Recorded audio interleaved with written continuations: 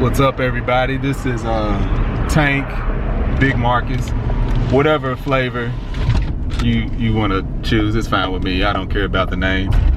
Yeah, so I'm still here talking about cars, upkeep. So this time, what's going on? This time I'm going to talk about the interior of the car. I'm kind of a neat freak, so some of the stuff that I bring up just may be my little weird quirks that I have. One thing I do want to talk about is starting your car. When you get in to start your car, I know a lot of people never turn their AC off. That's one of the big things. Usually when I get out of my car, right before I turn it off, I turn everything off. Whether it's windshield wipers, the AC, the radio, I turn everything in the car off. And the reason being for that, at least my logic behind it. If you know different, please let me know. Just comment below. I'm always willing to take advice. I don't know everything. I don't pretend to.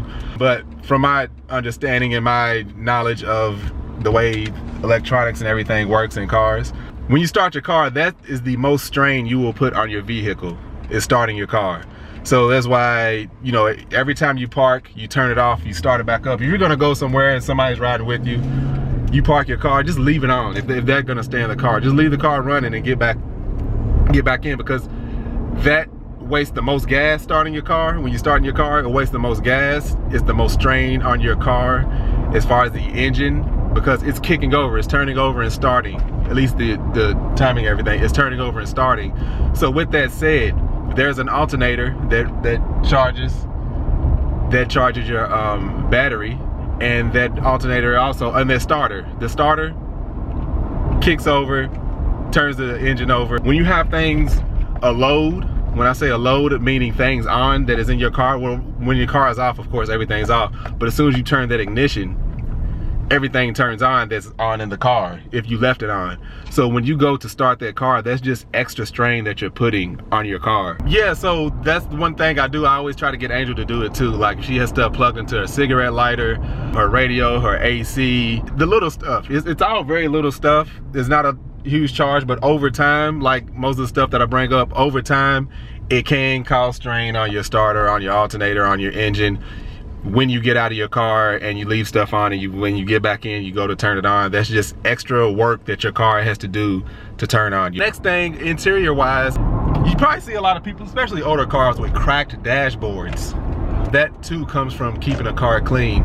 One thing I try to do to combat that, because most dashboards are plastic. You get, you know, the higher end luxury cars, they may have a leather overlay over their dashboard, but most of them are plastic. Especially the leather, you keep those lubricated with Armor All or whatever product. I'm not here to tell you what kind of product to use, but try to keep that not shiny. It doesn't have, because I hate when I go to the car wash and they put like that oily residue stuff on all over your dashboard and car. I hate that. I don't want my car sticky, and I don't want residue all over my car. But yeah, I try to, all my surfaces, you know, either the leather, this is my armrest, it is leather, dashboard, radio, steering wheel, try to keep some type of conditioning product on all that. Yeah, I try to keep everything wiped down and keep surfaces, because basically once you don't keep those things conditioned, sun is constantly hitting your dashboard. You know, every time it's sunny, you know, the sun is gonna hit your dashboard. So over time, that heat, that expansion and contrast, when it expand and contrast over time, eventually it's gonna crack. And that's what happens. And especially if you don't put anything on it to keep it,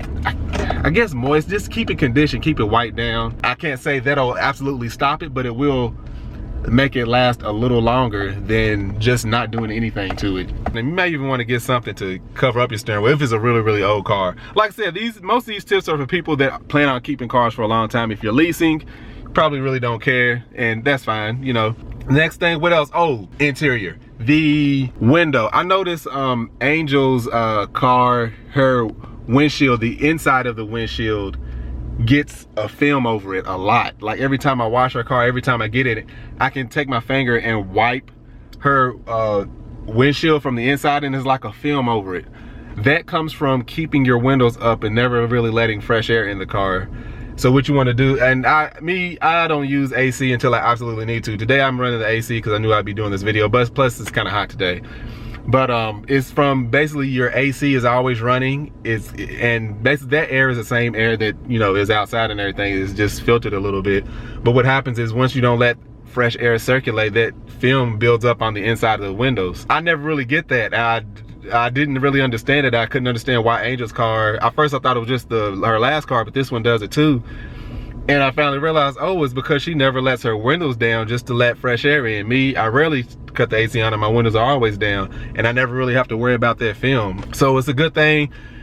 Just wipe your window off if that happens. So yeah, the film over your, yeah, and it's that's a big pet peeve of mine. I hate every time I watch Angel's car, even if I don't watch it, I'll just get like a damp rag and wipe down the inside of her windows and everything. Like I said, I usually keep my truck pretty clean inside and out. One thing that leaves me confident about the interior and hopefully people not breaking into my truck, for when I have tinted windows, you probably can't tell. They're pretty dark. Like I said, from the inside you can't tell, but on the outside looking in, it is pretty tinted. But I keep the inside of my truck very clean, meaning I don't leave anything exposed. I don't leave wires, any bags, anything exposed. Because if you see wires, especially like a lot of the Apple products will have a white charging cord or something, if you leave that stuff out, and if someone has bad intentions of breaking into your car or something, they see that gives them a reason to. They're like, what else is in there? Especially if they see bags, especially around the holidays, they always warn people, hey, make sure you don't leave packages in your car and everything. People break into it. That's all year round. Just is more likely around the holidays because they know people are shopping. But yeah, I keep nothing, just the car seat. I got stuff under the back seat, tools and everything, just for a little emergency pack for tools. And yeah, nothing. I got a track. What's that? My track hat, my coach's whistle. That's my phone. But yeah, I don't leave anything visible in my truck because for one, I just want it to look clean. But two, that deters people from wanting to break in and see, hey, because they see a junky car, they see a lot of stuff laying around, files and everything. It's like, oh, what else might be in there? Most people break into cars because they do see something that they want.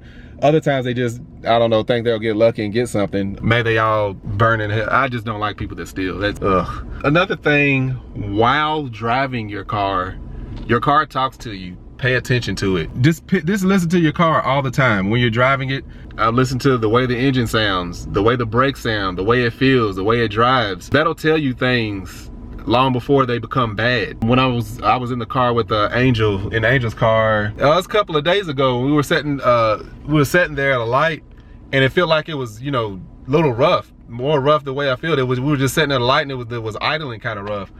So then she had the radio on, so I turned the radio down, and I was listening. I was like, how long has it been doing that? You know, she really couldn't say. She was like, why do you notice everything? I'm like, because that might be a potential problem, and we could possibly find it. It's like, you know, you got to be your car's doctor. Don't wait for something to go wrong with it. Listen to it, and hopefully it'll tell you something's wrong with it long before it becomes bad. Listen to when you're accelerating, when you're slowing down, when you're speeding up, when you're on the interstate just coasting along. Listen to it, see how it feels, see how it sounds, and if you get used to that sound, if you pay attention to it, when something's off just a little bit, you'll notice it. And all these things are just things that, you know, they'll be cheaper hopefully in the long run, like keeping everything off when you're starting your car. All of that stuff is, you know, you don't want to have to pay for alternators and pay for starters and all this stuff just from putting that extra strain on your car every time you start it. Batteries, it chews up the battery too. Batteries are getting more and more advanced. You can spend a little extra money on a battery and it'll last a lot longer. They do have metal mesh and everything inside batteries to help them last longer. This is getting pretty long, pretty lengthy. That's all I can think of right now. Check back in with y'all later, see how everything's going, and if you have questions, comments, let me know. And if I have the answer, I'll give it to you. If not, hopefully I can find the answer for you. But y'all have a good one.